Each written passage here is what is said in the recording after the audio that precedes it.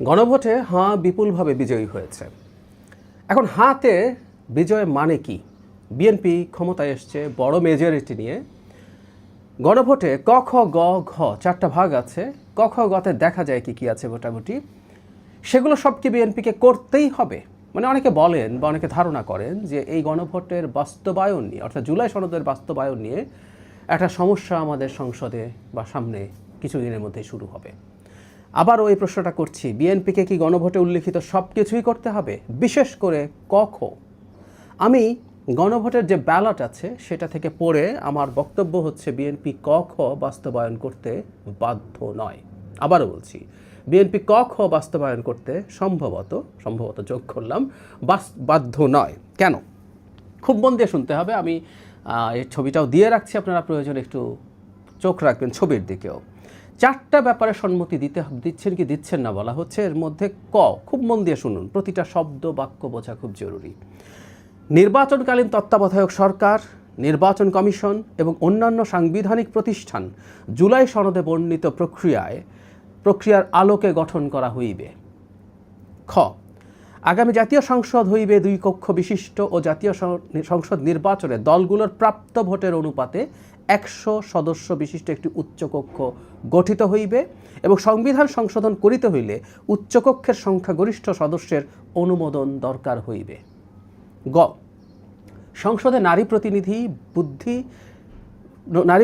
বৃদ্ধি, বিরোধী দল হইতে ডেপুটি স্পিকার ও সংসদীয় কমিটির সভাপতি নির্বাচন, মৌলিক অধিকার, বিচার বিভাগের স্বাধীনতা, স্থানীয় সরকার, প্রধানমন্ত্রীর মেয়াদ, রাষ্ট্রপতির ক্ষমতা সহ তফসিলে বর্ণিত যে 30টি বিষয়ে জুলাই জাতীয় সনদে ঐক্যমত্য হইয়াছে সেগুলো বাস্তবায়নে আগামী সংসদ নির্বাচনে বিজয়ী রাজনৈতিক দলগুলো বাধ্য থাকিবে।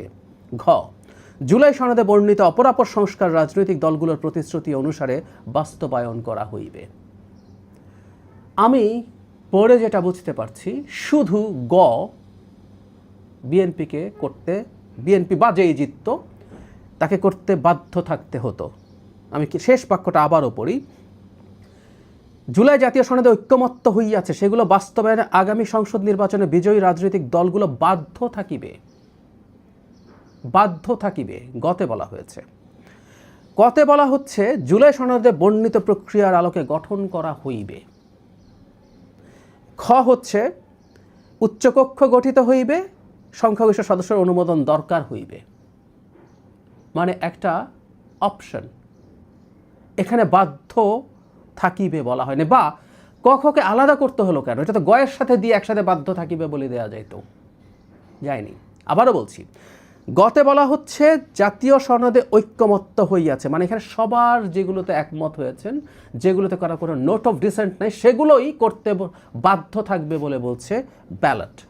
আর ক আর খ একটা অপিনিয়ন, আমি যেটা বুঝি, হাঁ বিজয়ের মাধ্যমে জনগণ একটা অপিনিয়ন দিয়েছে ক আর খ করলে তাদের কাছে তারা যা মনে করে এটা হওয়া উচিত, এটা হলে ভালো হয়। ঘতে কিন্তু বলা হয়েছে অন্যান্য জিনিসগুলো রাজনৈতিক দলগুলো প্রতিশ্রুতি অনুসারে, তার মানে এর বাইরে গয়ের 30টা, কখতে যা উল্লেখ আছে তার বাইরে যেগুলো আছে সেগুলো সে প্রত্যেক দল তার মতো করে নোট অফ ডিসেন্ট ফলো করে সে করে ফেলবে। আমি স্পষ্টভাবে তাই বুঝতে পারছি। তার মানে এই ব্যালট যেটা দেয়া হলো এটা সুচিন্তিতভাবেই দেয়া হয়েছে আমি মনে করি, যেখানে ক আর খ এর ক্ষেত্রে কোনো বাধ্যবাধকতা নেই, যেটা গতে আছে। আমি আবারও বলছি, আপনারা দেখুন এবং আপনাদের যদি কোনো ভিন্ন মত থাকে আমাকে জানাবেন। সুতরাং আমি মন্তব্যে এটা লিখবেন প্লিজ।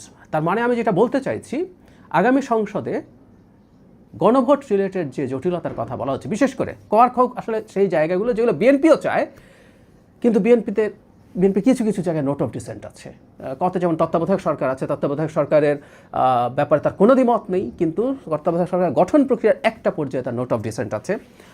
উচ্চকক্ষের যে প্রপোর্শনাল রিপ্রেজেন্টেশনের কথা বলা হচ্ছে সেটা বিএনপি প্রপোর্শনাল রিপ্রেজেন্টেশনের মাধ্যমে করতে চায় না, তার নোট অফ ডিসেন্ট আছে।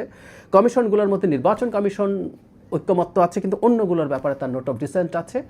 এই জিনিসগুলো যদি আমরা একত্র করি, বিএনপি এগুলো সবসময় বলেছে, আমি বহুবার এই আলোচনা করেছি, সমালোচনা হয়েছে বিএনপির, কিন্তু বিএনপি এই জায়গাগুলোতে স্টিক করেছে এবং বিএনপি বলেছে সেই নোট অফ ডিসেন্টগুলোকে মান্য করতে চায়, এমনকি জুলাই জাতীয় সনদের আলোকেই সে সব কিছু করবে। তো জুলাই জাতীয় সনদে তো নোট অফ ডিসেন্ট আছে, বিএনপি তার নোট অফ ডিসেন্ট ছাড়া বাকি কাজগুলো সংসদে করবে এবং যে গণভোট হয়েছে, যেটা হ্যাঁ রায় হয়েছে, তার সাথে এটা কোনোভাবেই কনফ্লিক্ট করে বলে আমি মনে করি না। ভাষাগতভাবে আমি এটাই বুঝতে পারছি। আমি আবারও বলছি, এটা যদি সিরিয়াসলি চিন্তা করা হতো যে সবগুলোই বাধ্য থাকবে, তাহলে গ আর ঘ থাকলেই, মানে ক আর খ দুটো থাকলেই হতো। গতে যা আছে তার সাথে ক আর খয়ের জিনিসগুলো যোগ করে দিলেই হতো। সেটা করা হয়নি, সেটাকে আলাদা করা হয়েছে। সুতরাং আমি বিশ্বাস করি গণভোট